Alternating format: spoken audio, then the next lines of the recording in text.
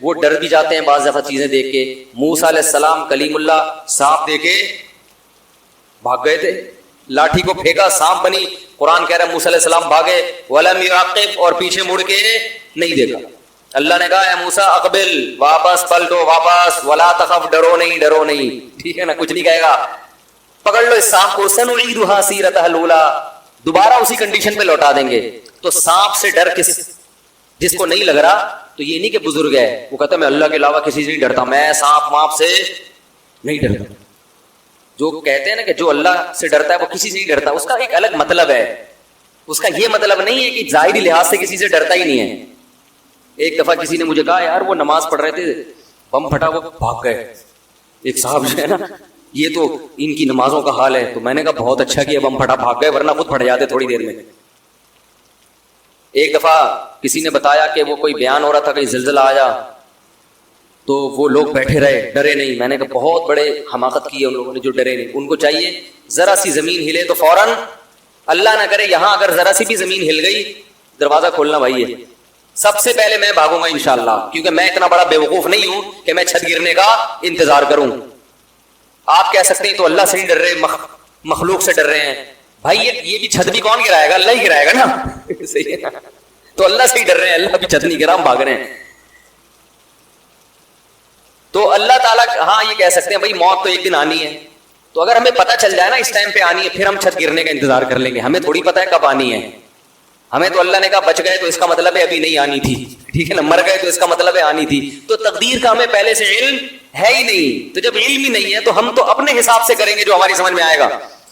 تو اللہ نہ کرے کہیں ذرا سی بھی زمین ہلے, تراوی چھوڑ کے پتلی گلی سے نکلو. کوئی کہنا متقی نہیں ہو, بولے تو چلا جا بھائی, میں بھاگ رہا ہوں. تو یہ پاگلوں والی حرکتیں ہیں, بیوقوفوں والی باتیں ہیں.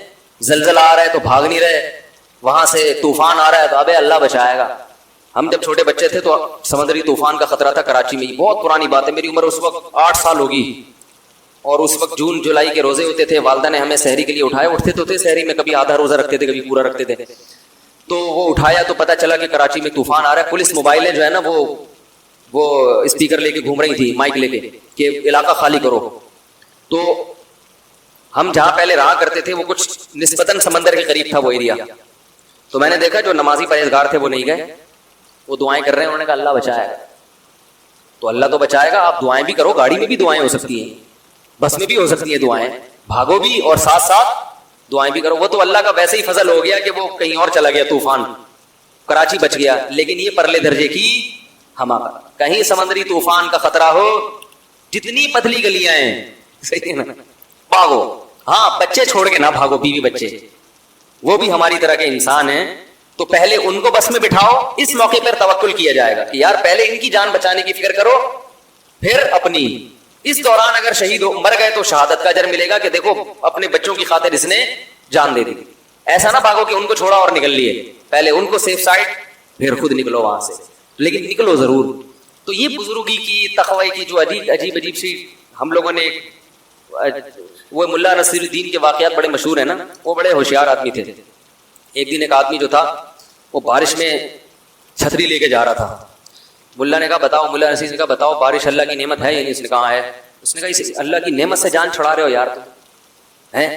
جگہ جگہ قرآن میں اللہ نے کہا ہے کہ یہ بارش کیا ہے, اللہ کی نعمت. اللہ نعمت دے رہے اور تم اپنے آپ کو بچا رہے ہو. بیچارہ شرمندہ ہوا, چھتری ہٹا دی اس نے, تھا تو مسلمان, اب بھیگتا ہوا جا رہا ہے, ٹھٹرتا ہوا نا, بخار ہو گیا. اگلے دن پھر بارش ہوئی تو ملا صاحب چھتری لے کے جا رہے ہیں. اس نے بولا یہ تو اللہ کی رحمت ہے, بچ کیوں رہے ہو؟ اس نے کہا میں گناہگار, اللہ کی اس رحمت کو اپنے پاؤں سے روندوں یہ مجھ سے برداشت نہیں ہوتا. یہ پانی میرے پاؤں کے نیچے آ کے گرے ہیں, میں گناہگار, ایسا گناہگار, میں اس نعمت کا مستحق کہاں اس نعمت, ایسے کر کے ڈیڑھ ہوشیاری.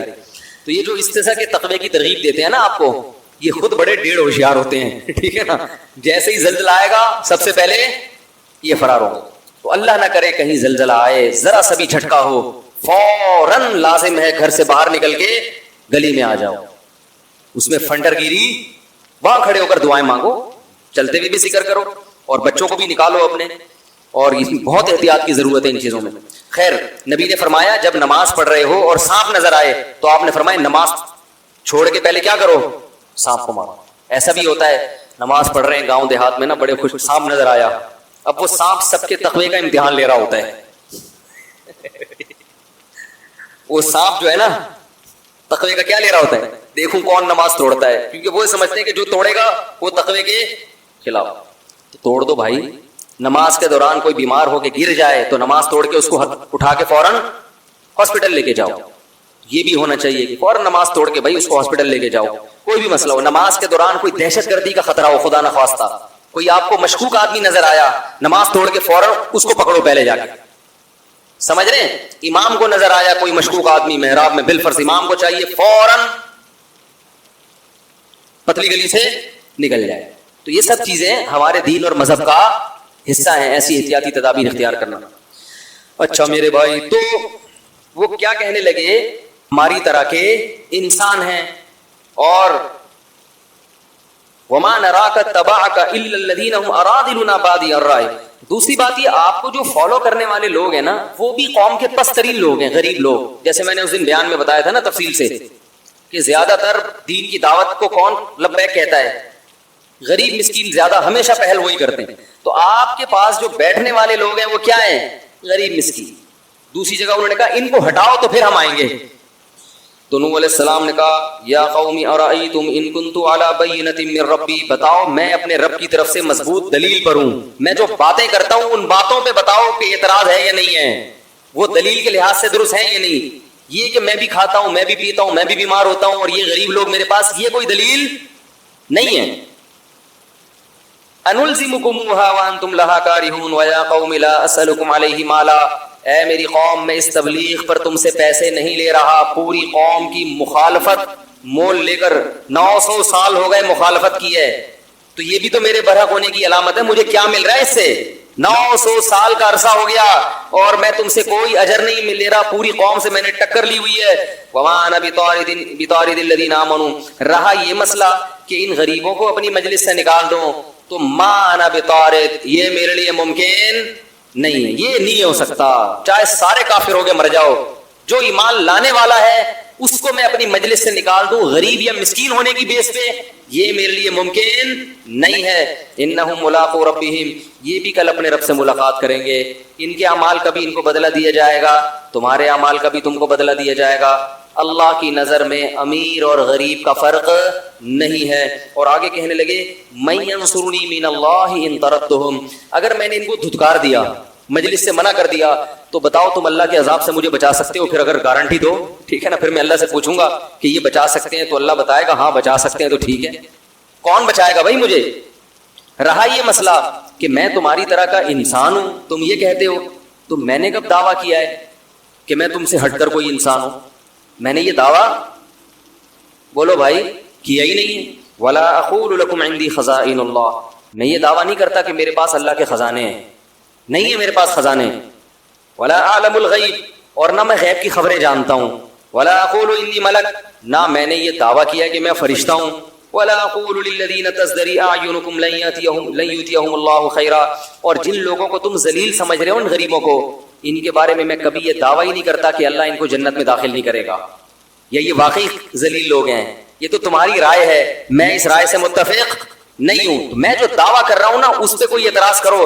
جو دعوے میں نے کیے ہی نہیں ہیں وہ میرے مقابلے میں کیوں پیش کر رہے ہو بھائی؟ قالوا یا نوح قد جادلتنا, 950 سال جب اس اکھاڑ پچھاڑ میں گزرے ہیں نا, ہر وقت یہی باتیں ہیں, وہ یہ کہہ رہے ہیں, وہ یہ کہہ رہے ہیں, وہ یہ کہہ رہے ہیں. یہ 950 سال جب گزر گئے تو قوم کہنے لگی قد جادلتنا فاکثرت جدالنا, اے نوح ہمارا تیرا جھگڑا بہت لمبا ہو گیا ہے اور یہ بہت طول پکڑ گیا ہے, اب اس کو ختم کر دینا چاہیے, اس جھگڑے کو, اب اس جھگڑے کو ختم کر دینا چاہیے. کیسے؟ فاتنا بما تعیدنا ان کنت من الصادقین, جس عذاب کا تو وعدہ کرتا ہے نا اب وہ عذاب لے آ. ہم تو ایمان لانے والے نہیں ہیں, تو اپنی دعوت میں لگا رہے گا, ہم انکار کرتے رہیں گے. یعنی گویا بزبان حال یہ کہنا چاہ رہے ہیں کہ آپ کا بھی ٹائم ویسٹ ہو رہا ہے اور ہمارا بھی ٹائم ویسٹ. خام خواہ کی جنگ ہے جس کا نہ کوئی سر نہ کوئی پیر. تو اب ایسا کرو کہ آر یا پار, اگر تو عذاب لے آ تو سچا, تو نہیں لا سکا تو اس کا مطلب معاذ اللہ تو جھوٹا ہے. نوح علیہ السلام نے کیا کہا؟ انما یاتیکم بہ اللہ ان شاء، دیکھو اللہ اگر چاہے گا تو عذاب بھی آ جائے گا، وما انتم بمعجزین، لیکن جب آئے گا تو تم اللہ کو ہرا نہیں سکو گے. ولا ينفعكم نصحی ان اردت ان انصح لكم، اور افسوس کے ساتھ کہنے لگے میں نے تمہاری خیر خواہی چاہی تھی مگر تم اپنی خیر خواہی کو پسند نہیں کر رہے. ان کان اللہ یرید ان یغویکم، اللہ نہیں اگر تمہیں ہلاک کرنے کا ارادہ کر لیا ہے تو میں بھلا کیا کر سکتا ہوں. وأوحی الی نوح، اللہ فرماتے ہیں اس کے بعد ہم نے نوح علیہ السلام کو وحی کی کہ انہ لن یؤمن من قومک الا من قد آمن، اے نوح جتنے لوگ ایمان لا چکے ہیں نا اس سے زیادہ مزید کوئی آدمی ایمان نہیں لائے. دیکھو عذاب ٹلا ہوا تھا اس لیے کہ اللہ کو پتا تھا کچھ لوگ اور بھی ہیں جو ایمان لائیں گے، ان کے ایمان لانے کا انتظار ہو رہا تھا. جب آخری شخص ایمان لایا ہے تو اللہ کے علم میں تھا کہ اب کوئی ایمان نہیں لائے. تو آپ دیکھو اللہ نے 950 سال تک اس آخری فرد کا بھی انتظار کیا ہے جس کے ایمان لانے کی امید ہے. اس سے پتہ چلتا ہے کہ اللہ کی نظر میں ایمان کی کتنی بڑی ویلیو ہے. یہ جو آج غیر مسلمین مسلمانوں کو تانے دیتے ہیں نا، تم ترقی میں پیچھے، لوڈ شیڈنگ، IMF کے قرضے، کرپٹ حکمران، تم تھرڈ تیسری دنیا کے گرے پڑے نیچ لوگ، یہ ہم نیچ ہیں جس کی وجہ سے اللہ نے اس دنیا کو باقی رکھا ہوا ہے کیونکہ اللہ کا نام لیتے ہیں. حدیث میں آتا ہے جس دن جب تک ایک شخص بھی اللہ کا نام لیتا رہے گا اللہ اس کائنات کو تباہ نہیں کرے گا. جس دن وہ آخری شخص دنیا سے گیا جو اللہ اللہ کیا کرتا تھا، اللہ ان سائنسدانوں کی ترقی اور IMF کی معیشت اور ان کے قرضے اور ان کی آسمان سے باتیں کرتی ہوئی ترقی کو خاطر میں نہیں لائے گا، ایک دم اس کائنات کو تباہ کر دے گا کیونکہ اللہ نے یہ بنائی ہے اپنے لیے. تو جب اللہ کو ماننے والے ہی نہیں بچیں گے تو اللہ بتا دے گا یہ تم اس کائنات کے بادشاہ تم نہیں ہو. بڑی قدر ہے اللہ کے ہاں کس کی؟ ایمان والوں کی. اس لیے میں کہتا ہوں جو لوگ یورپ اور مغرب جا کے کافروں میں رہ کے ایمان سے دستبردار ہو جاتے ہیں وہ اپنا بہت بڑا خسارہ کر رہے ہیں.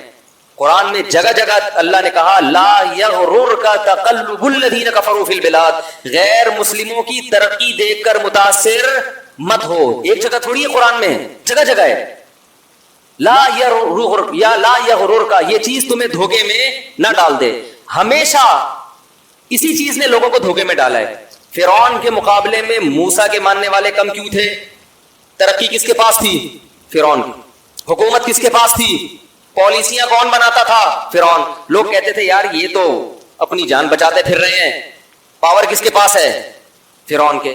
زیادہ پلڑا کس کی طرف تھا؟ فرعون. قارون کے ماننے والے بولو نا زیادہ. اسی طرح آج بھی یہی ہے دنیا میں ہمیشہ. اور اللہ نے کیا فرمایا ایک اور جگہ پہ سورہ زخرف میں؟ فرمایا کہ اگر ہمیں یہ خطرہ نہ ہوتا کہ ایمان والے سارے ہی کافر نہ ہو جائیں تو ہم کافروں کو اس سے بھی زیادہ نوازتے جتنا ہم نے اب نوازا ہوا ہے. وَلَوْلَا أَن يَكُونَ النَّاسُ أُمَّةً وَاحِدَةً سورہ زخرف دیکھیں کہ اگر یہ خطرہ نہ ہوتا کہ یہ جتنے مسلمان ہیں سارے کافر ہو جائیں گے، یعنی بڑی آزمائش میں پڑ جائیں گے، تو پھر ہم کیا کرتے؟ لَجَعَلْنَا لِمَن يَكْفُرُ بِالرَّحْمَنِ، جو لوگ رحمان کا انکار کرتے ہیں، اللہ کو نہیں مانتے، اللہ کی نہیں مانتے، تو ہم کیا کرتے؟ لِبُيُوتِهِمْ سُقُفًا مِّن فِضَّةٍ، ان کے گھروں کی چھتیں چاندی کی ہوتی.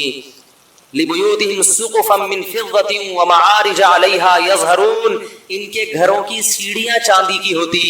وَزُخْرُفًا، کسی کی چاندی کی اور کسی کی سونے کی ہوتی. اور کیا؟ لِبُيُوتِهِمْ سُقُفًا مِّن فِضَّةٍ وَمَعَارِجَ عَلَيْهَا يَظْهَرُونَ وَلِبُيُوتِهِمْ أَبْوَابًا، ان کے گھروں کے دروازے سونے اور چاندی کے ہوتے. اتنی دولت دیتے مگر پھر آزمائش مسلمانوں کے لیے. اور پھر تو اور نیک لوگوں کو تانے ملتے، ابے تمہارے پاس ہے کیا؟ ابے تمہارے تو پلاسٹک کے لوٹے تمہارے ٹوٹے ہوئے ہوتے ہیں، تمہارے یہاں تو پانی کا انتظام نہیں ہے. اگر یہ اسلام برحق دین ہوتا تو مسلمان اتنا دنیا میں پٹتے کیوں؟ ساری ترقی تو وہ لے گئے، تم کیا کر رہے ہو؟ اتنے تانے ملتے کہ یہ جو تھوڑے بہت لوڈ شیڈنگ کے ستائے ہوئے لوگ اور کرپٹ حکمرانوں کے ستائے ہوئے لوگ یہ اور زیادہ ایمان سے دور ہو جاتے. تو اللہ کرواتے ہیں کہ ابھی اتنا نہیں دیا جتنا ہم دینا چاہتے تھے. وجہ کیا ہے کہ ان کے لیے آخرت میں کچھ بھی نہیں ہے کیونکہ اللہ کو نہیں مانتے. آخرت میں کچھ نہیں ہے ان کے لیے. اس کی مثال بالکل ایسے ہے کہ ایک باپ کے دو بیٹے ہوں, ایک فرما بردار اور ایک نافرمان.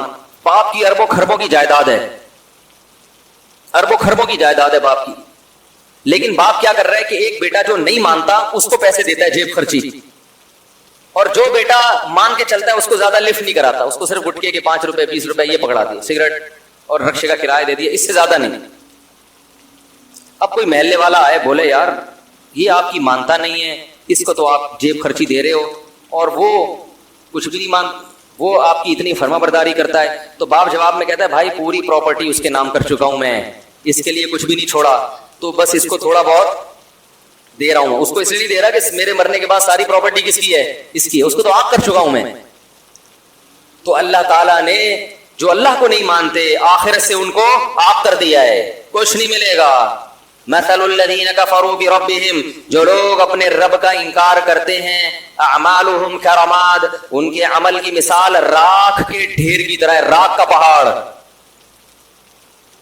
بجری کی ریت تھوڑی سی بھی ہونا وزن ہوگا, اور راکھ کا پورا پہاڑ ہو پھونک مارو اڑ جائے گا. تو دیکھنے میں بہت ہے, وزن میں زیرو. تو غیر مسلم کا عمل یا اس کی اچھائی دیکھنے میں بہت اچھی ہوتی ہے, اتنے ٹرسٹ چلا رہے ہیں, کتنے اچھے اخلاق سے بات کرتے ہیں, ہر بات سے پہلے بھی تھینک یو اور بات کے آخر میں بھی تھینک یو, ایکسکیوز کیے بغیر کوئی بات کرتے نہیں ہیں, پلیز کے بغیر بات کرنے کا رواج ہے ہی نہیں. ہمارے ہاں بات کے سے پہلے بھی احتیاطاً گالی اور درمیان میں بھی گالی, اور بات ختم کرنے کے بعد ایک ٹھڈا اور اس کے بعد احتیاطاً ایک گالی. اگر کوئی بڑا آفیسر بات کر رہا ہو نا, پولیس والا بات کر رہا ہو, یہی ہوتا ہے نا. تو کتنے اچھے اخلاق, تھینک یو, اور ہر بات میں تھوڑا سا باہر بھی سفر ہوا ہے نا, واقعی اخلاق پڑے, کم از کم بات کرنے کی تمیز ہے, اور ہمارے یہاں پبلک کو بات کرنے کی تمیز نہیں. ایئر لائن میں پتہ چل جاتا ہے, جہازوں میں سفر کرو نا, کسی غیر مسلم ملک کا جہاز ہوگا, عجیب ہی ہے, بٹن دباؤ سارے کام ہو رہے ہیں. اپنے ملک کے جہاز میں بیٹھو, بٹن دباؤ کوئی بندہ ہی نہیں آتا, آئے گا تو بھول جائے گا.